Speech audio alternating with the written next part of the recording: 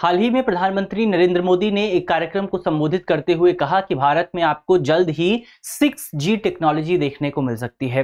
तो भारत में technological revolution के लिहाज से ये एक इंपॉर्टेंट कदम हो सकता है।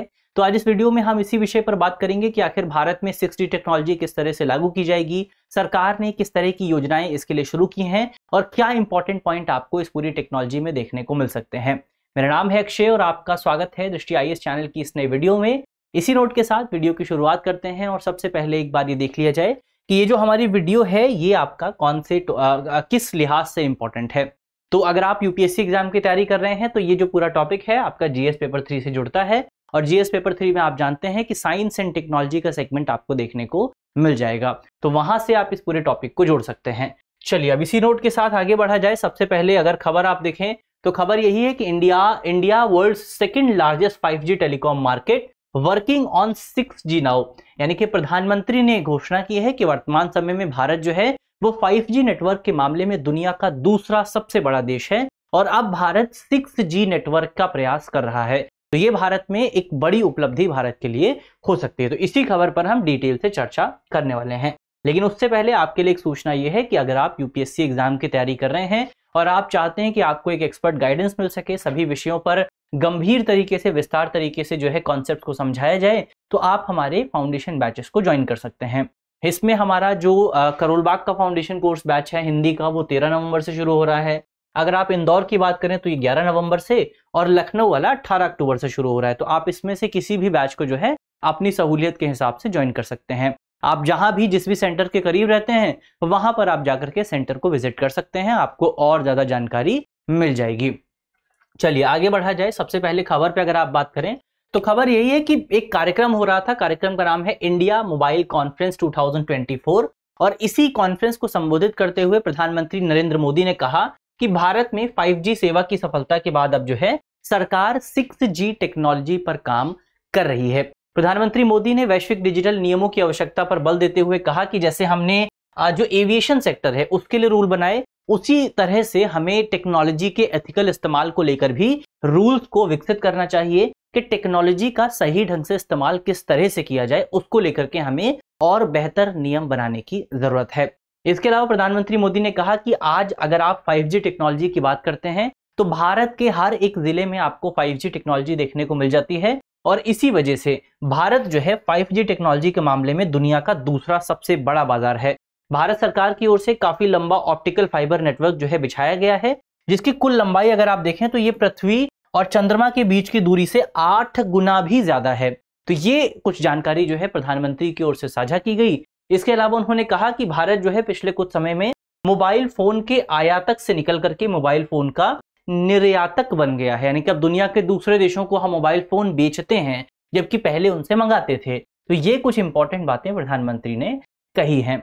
अब यहां पर जब आप 6G टेक्नोलॉजी की बात करते हैं तो एक प्रोजेक्ट बहुत चर्चा में आता है जिसको भारत सरकार की ओर से शुरू किया गया था। इस प्रोजेक्ट का नाम है भारत 6G परियोजना या फिर भारत 6G प्रोजेक्ट।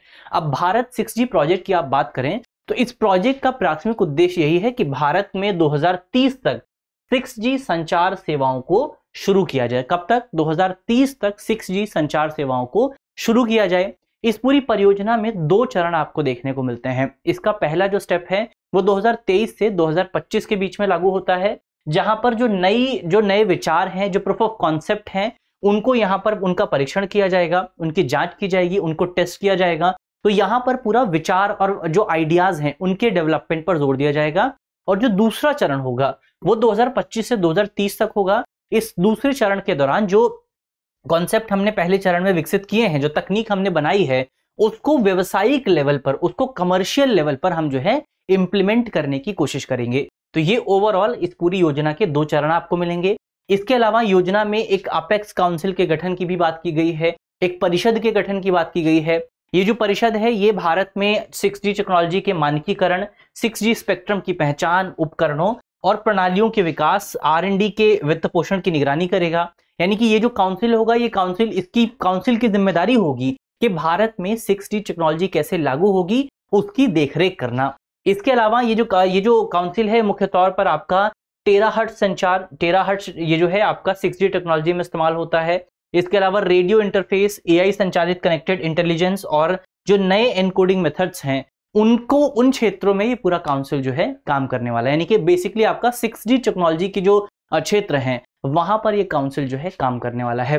तो हमने सबसे पहले भारत 6G परियोजना की बात की।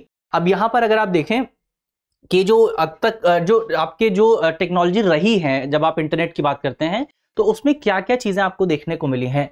तो सबसे पहले जैसे अगर आप 1G की बात करें तो 1G में आपका वॉइस कॉल शामिल होता था, जो कि आपको तकरीबन 1980s के आसपास देखने को मिलता था। फिर 2G आता है, 2G में आप मैसेज सेंड कर सकते थे। फिर 3G आता है जहां पर आपकी वेब एप्लीकेशंस आती हैं, जहां पर आप जो है बेसिकली कुछ ब्राउज कर सकते थे। फिर आपका 4G आता है जहां पर आपकी मोबाइल एप्लीकेशंस आती हैं। फिर 5G आता है जिन पर आप internet of things, smart cities, virtual reality या फिर ऑग्यूमेंटेड रियलिटीज का इस्तेमाल को जो है चला सकते थे। फिर आता है आपका 6G जहां पर आप जो है autonomous system, wireless brain computer interaction, blockchain जैसी जो टेक्नोलॉजीज हैं उनका इस्तेमाल कर सकते हैं। तो ये 2030 तक भारत में जो है लागू होने वाली है। इसके अलावा अगर भारत के डिजिटल इकोसिस्टम से जुड़े कुछ डेटा को आप देखें तो ये डेटा आपके मेंस के एग्जाम के लिए बहुत इंपॉर्टेंट है। इस डेटा को आप अपने एग्जाम में कोट कर सकते हैं।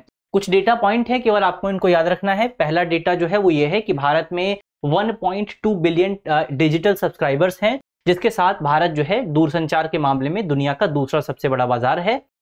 इसके अलावा पहले नंबर पर कौन है वो आपको इंटरनेट पे सर्च करके बताना है।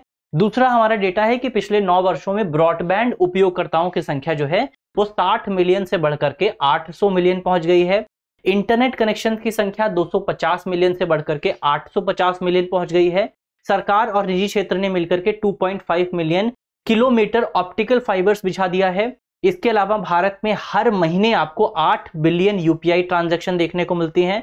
तो ये डेटा आपका इंपॉर्टेंट है, इसको आप नोट कर सकते हैं। अगर डिजिटल इकोनॉमी को लेकर के कोई सवाल आता है तो वहां पर भी आप इसको लिख सकते हैं। इसके अलावा 28 लाख करोड़ जो लाभार्थी हैं सीधे उनके खातों में डीबीटी यानी कि डायरेक्ट बेनिफिट ट्रांसफर के जरिए जो है वहां पर पैसे जो है हस्तांतरित किए गए हैं। तो ये कुछ इंपॉर्टेंट पॉइंट हुए जो कि दर्शाते हैं कि भारत का जो डिजिटल इकोसिस्टम है वो पिछले कुछ सालों में कितना ज्यादा मजबूत हुआ है। ये हमने पूरे डेटा पॉइंट की बात कर ली है। अब यहां पर हमारा जो टॉपिक है वो आपका समाप्त होता है और अब अंत में आपके लिए एक सवाल मौजूद है जिस सवाल का जवाब आपको देना है। सवाल में अगर आप देखें, सवाल में आपसे पूछा गया है कि टेराहर्ट्ज जो है इस बैंड का उपयोग 6G टेक्नोलॉजी में किस उद्देश्य के लिए किया जाता है। हमारा ऑप्शन है, ऑप्शन ए रेडियो प्रसारण बढ़ाने के लिए, ऑप्शन बी उच्च डेटा दर और तेज संचार प्रदान करने के लिए, ऑप्शन सी मोबाइल फोन की बैटरी बचाने के लिए, ऑप्शन डी पारंपरिक नेटवर्क की मरम्मत के लिए। तो इसका सही जवाब क्या होगा वो जल्दी से आपको कमेंट बॉक्स में बताना है। और मुझे उम्मीद है कि इस वीडियो में हमने जितने भी इंपॉर्टेंट पॉइंट्स पर बात की है वो पॉइंट्स आपको समझ में आए होंगे। अगर वीडियो अच्छी लगी है तो वीडियो को लाइक कीजिएगा, शेयर कीजिएगा अपने दोस्तों के साथ, और अगर आपको कंटेंट पसंद आया है तो कमेंट करके बताइएगा। मिलते हैं आपसे अगली वीडियो में, तब तक के लिए अपना ख्याल रखिए, ध्यान रखिए, पढ़ते रहिए। धन्यवाद।